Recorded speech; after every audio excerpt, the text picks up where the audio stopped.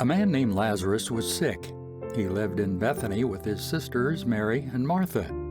This is the Mary who later poured the expensive perfume on the Lord's feet and wiped them with her hair. Her brother Lazarus was sick. So the two sisters sent a message to Jesus telling him, "Lord, your dear friend is very sick."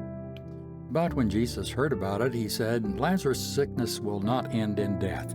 No, it happened for the glory of God, so that the Son of God will receive glory from this." So, although Jesus loved Martha, Mary, and Lazarus, he stayed where he was for the next 2 days. Finally, he said to his disciples, "Let's go back to Judea." But his disciples objected.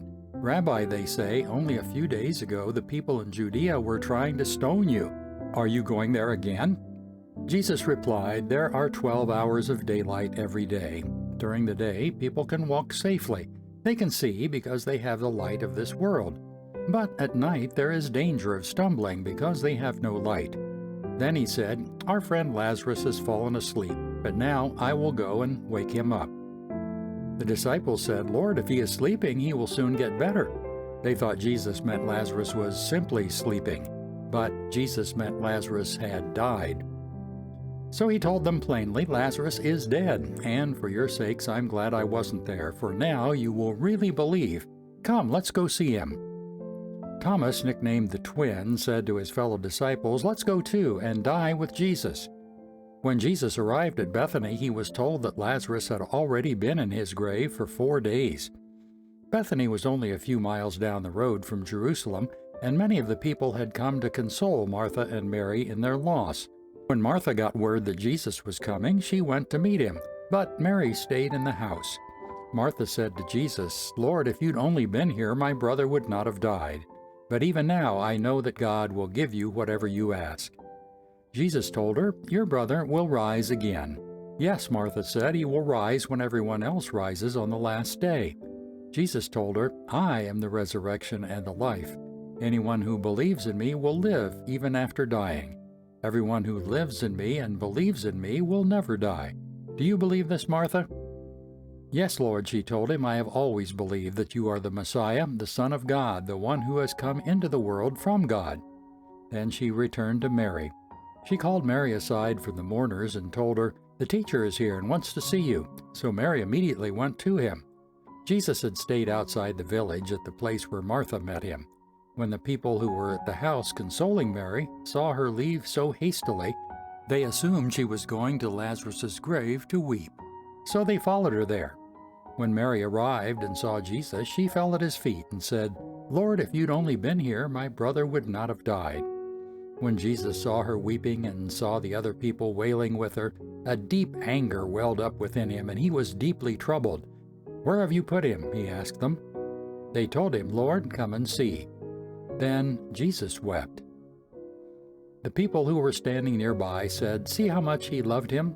But some said, "This man healed a blind man. Couldn't he have kept Lazarus from dying?" Jesus was still angry as he arrived at the tomb, a cave with a stone rolled across its entrance. "Roll the stone aside," Jesus told them. But Martha, the dead man's sister, protested, "Lord, he's been dead for 4 days. The smell will be terrible." Jesus replied, "Didn't I tell you you would see God's glory if you believe?"